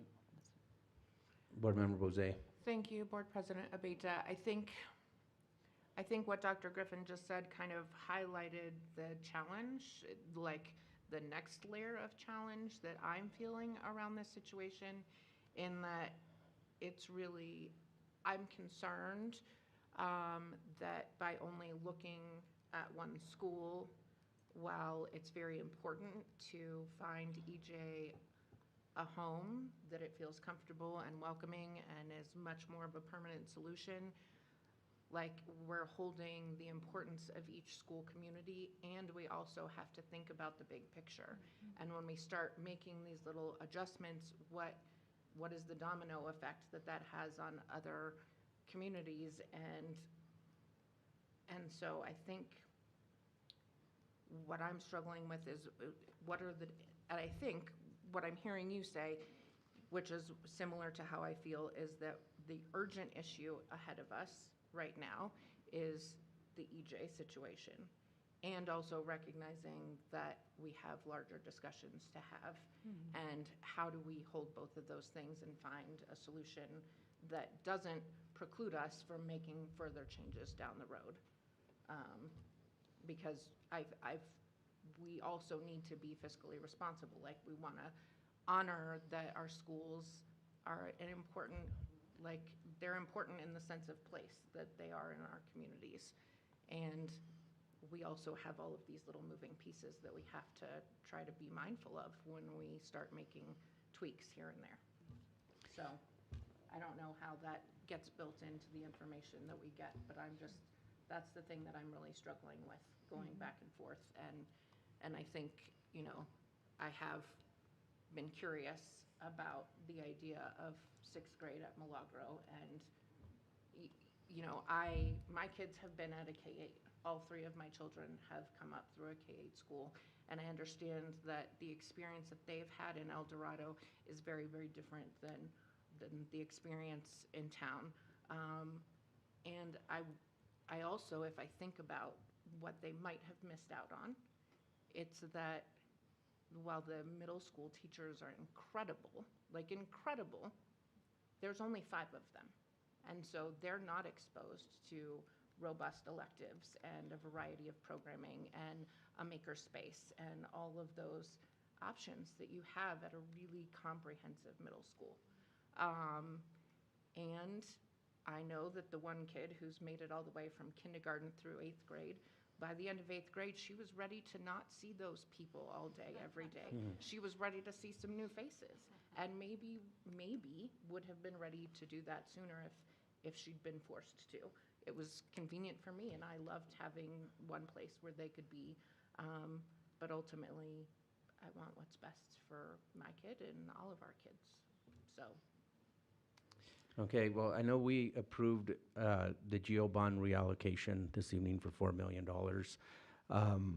And I think we should honor that. I think we should keep, I think we should have some more discussion in January, but I think, and I think this is part of the frustration we're hearing from the CRC, or at least I am, is they want to take a look at the entire district, all the schools, not just target Chaparral and EJ and now Milagro. So I think we voted for the 4 million. We told both EJ and Chaparral we were doing that to make that situation better. Maybe that means one more year with the 2 schools there. I don't know. Again, we'll continue to discuss this. I would like to continue to discuss it, not just here, but at CRC. And as far as Milagro K-8, I think that's way down the line if we go there. I think that a decision like that, or even a 6 through 8, should be something that's made after we take a look at the entire district and all of our schools and what impact. And maybe I've heard ideas and suggestions for other schools. And I think we also need to go back and take another look at the reimagining work that we spent a few years on, and look at it within this context. But I think, again, we should take some action in January, but nothing to the level of Milagro turning into a K-8 or 6 through 8. I think that's a much bigger discussion that we need to have. And I guess that's it for now, but we have Board Member Heffron and then Vice President Noble. Thank you. and our I student wanted board to agree member. with everything you just said, by the way, as well as for everyone to know that now that I will be a member of the public, I will be able to come to board meetings and speak at the public forum. Isn't that exciting? So I can support Milagros moving forward in ways which are perhaps to make it a STEAM school or STEM school. At any rate, I just wanted to say thank you. I agree with you. Vice President Noble. Thank you, and I'm sorry if I was unclear earlier. It was sort of a question about whether you were going to share anything about the qualitative feedback from the focus groups, but I can wait on that until January. And then the comments that I wanted to make, I must say, I really appreciate this board. I really appreciate board members. I do want to hear more from, I also went to EJ, and have a lot of fond memories of that school. I do think we need to look at a lot of options, I guess, and I appreciate the thoughtfulness and the sort of scoping down, scoping up that the CRC has clearly struggled with.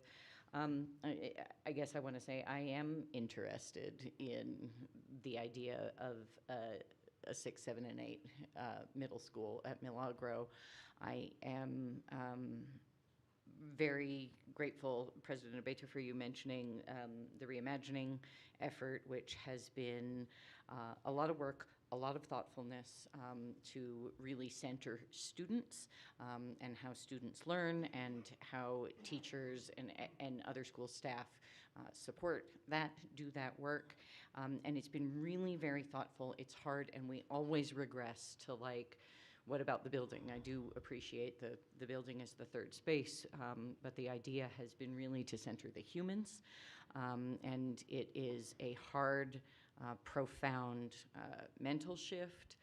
But I also want to say and just invoke the late, great Lorraine Price, who was a teacher, a principal, a school board member, a friend, a mentor, lots of things to me. She was the lone vote against merging Capshaw and DeVargas to create Milagro. She was very upset about K-8s because she said those will destroy our comprehensive middle schools. There's been a lot of talk about this. A lot of families do like K-8s. I represent 3 of them in the district, Gonzales, Aspen, as well as El Camino Real, and they're big and complicated schools. But we have 4 different models of how we do middle school in this district. We have 6, 7, and 8 at Ortiz. We have 7 and 8 at Milagro. We have K-8s, 5 of them, and we have a 7 through 12. At Mandela, and that's a little messed up. And ATC, well, which, you know, we at least oversee their finances, but ultimately, you know, in some ways, it's no wonder middle school is a little bit messy when we have that many models. But the focus in reimagining, which really did lift up the need to look at middle schools, was really profound, and this developmental stage that is unique that many of our educators here, of course, know about.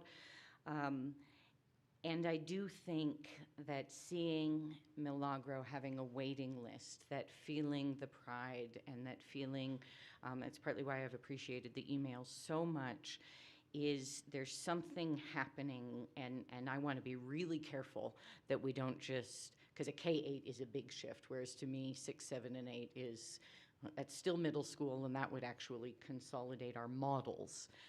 So hence my curiosity, and I appreciate Board Member Heffron raising that point. You know, and I do think we owe the EJ community an answer and some certainty and some clarity on what's going to happen. I think that the money that we voted to reallocate tonight for the Chaparral and EJ site will be very helpful. I hope that will make the conditions much better, and I hope that we can really get creative and thoughtful and be very careful, as Board Member Bose very adequately put, and the sort of knock-on effects and all of this, but ultimately reimagining kicked up a needed focus on middle school. We've been working on that. We've been marketing our middle schools. We've been trying to understand, focus, and celebrate the unique things that middle school is, and that wild developmental stage that my son is just through. And I really don't want to throw the baby out with the bathwater, so to speak, with our middle schools. I think we have to maintain a good focus and respect and honor that work that's been done through reimagining that is really clear about the importance of middle school, the unique time that it is. And I've been seeing, because of some of that work, but really because of the great community that Milagro's become, and everybody there deserves a lot of credit for that, that we are having a moment. It was really hard. Again, merging Capshaw and DeVargas. There's cultural stuff. It probably has more to do with adults than kids because, you know, kids are clean and cool. But ultimately, it's been a long journey, and we've gotten somewhere that seems pretty beautiful with Milagro, and I want to make sure we don't upset that apple cart, to use another silly metaphor. So, thank you. For January, though, I would also like to ask if you could explore between now and then the idea of maybe EJ Martinez parents given priority when it comes to interzone transfers. I know it's that time of year, and I mean, there might be parents that are just like, I'd rather have stability, especially if I have a third or fourth grader, and see if I can get my child in what maybe was a second choice at one time, because I know there's a lot of interzones at EJ, and so, but and again, I don't know what the answer is or what impact that would have on this discussion, but if you could at least explore that between now and then also. Our student board member. I don't know if you guys have ever thought of the solution of just, if any student that lives near any other schools, moving them to that school, either someone who lives near Aspen, they can move those students there, and then either have Milagro become a 6th through 8th and just moving those 29 students over there, or just moving them all separate, and you guys can just either wipe your hands clean of the EJ Martinez, which I know it sounds hard, and I'm just a kid, so I don't know. So, thanks. But it just sounds like either in the interest of the teachers and the interest of EJ Martinez just having a better school, just sounds like these parents just want a better school for their children because they love them, and also these teachers just want a middle school for just to teach at a middle school. Okay, anything else from the board? Kind of echoing the sentiments of other board members and thinking from like a social and inclusivity standpoint, staying in tune with last month's theme.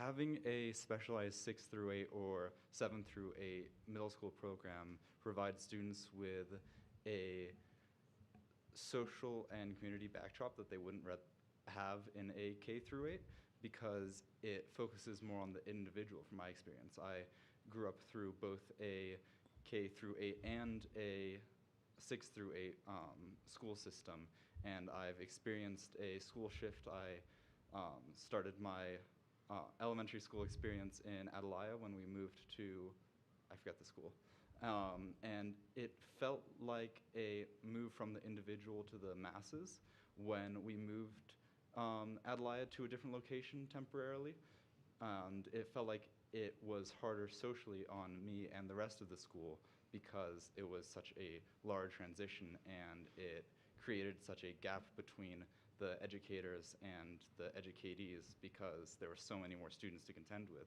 And it sounds like Milagro has a good thing going where students are treated as individuals and has a kind of smaller learning base, and I feel like that would be lost in a K through 8. Okay.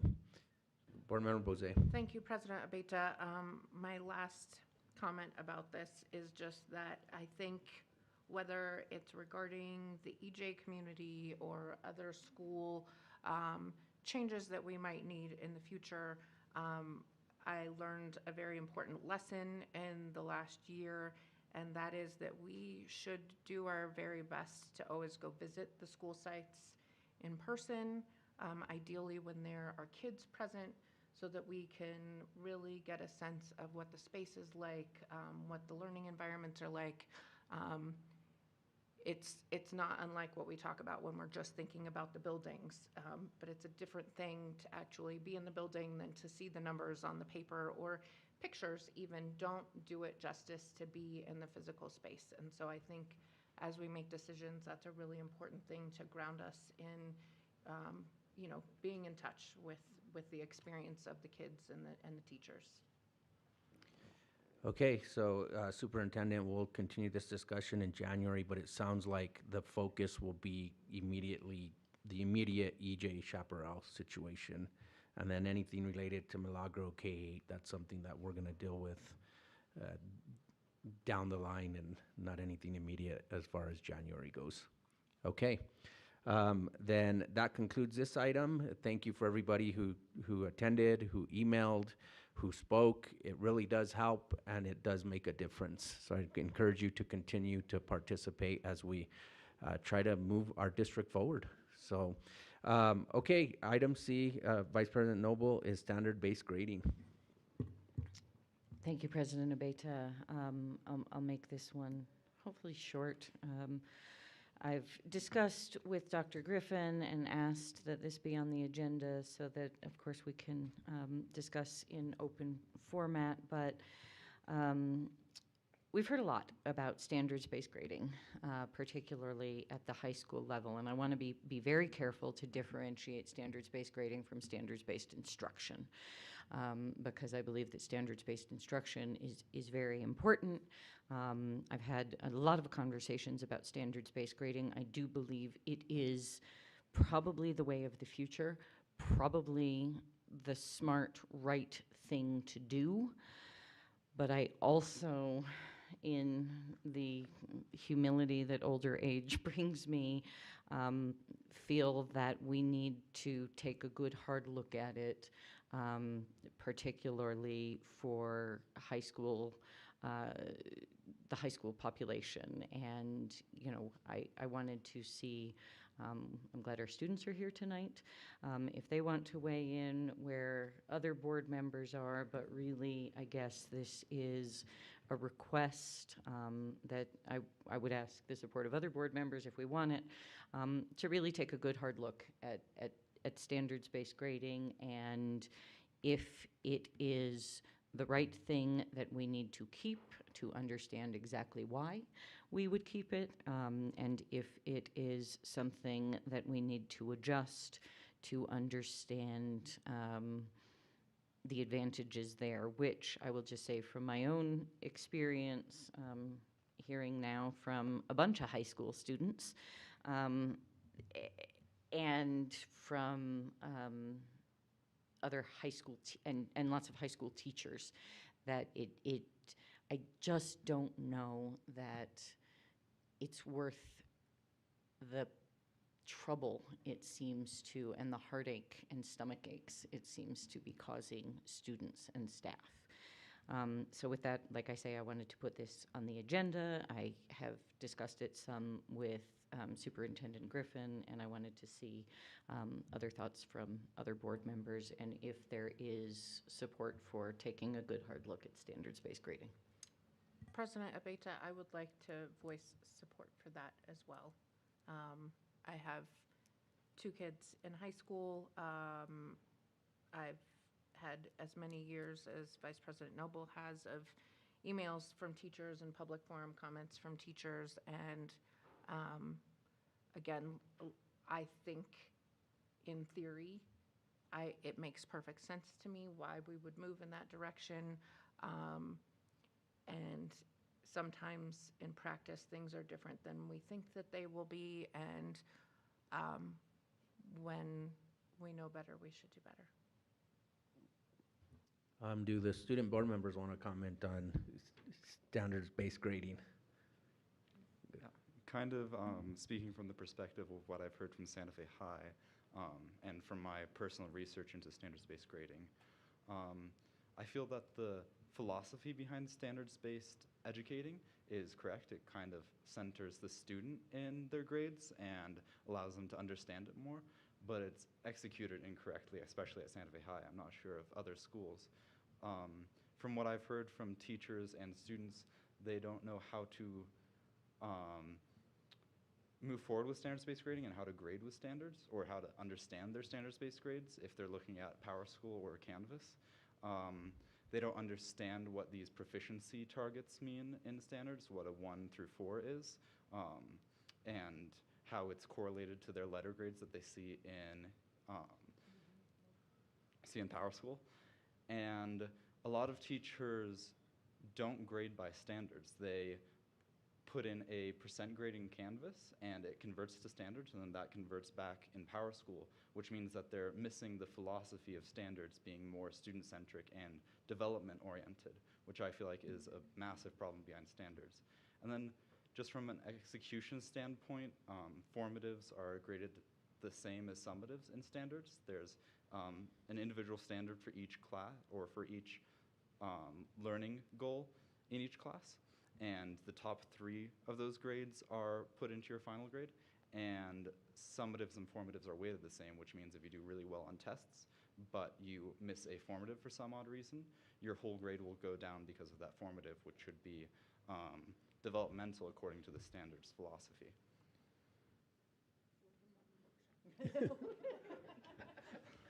Our other student board member. I think it works good when you have only 4 periods where it just those classes last 2 hours and you're understanding it better with more time. I think where it gets confusing with those bigger schools, my bad, is where like all those classes are all just mixed all together. You have like, what is it, 8 periods? We have 7 periods, and we have 7. We have Yeah. 367 graduating students this year. That's a lot of kids, and that's a lot of mixed like mumbo jumbo going on.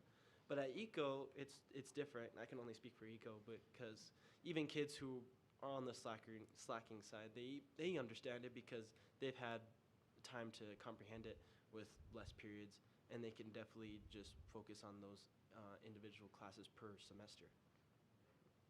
Great, thank you. Board Member Heffron, do you want the last word on standard-based grading before you leave this Of all board? topics I could comment on, I've had many complaints throughout the last academic year and last year from teachers primarily at the high school levels about standards-based grading. I know the impact has been negative on many classes such as engineering, where there's a mix of students and the kind of accomplishments engineering students need to make in an academic year is a totally different equation presented to them. At any rate, I would move forward to say, please go forward and study this more for next year so that we can improve the standards that we need to ask our students to subscribe to, as well as our teachers, yes.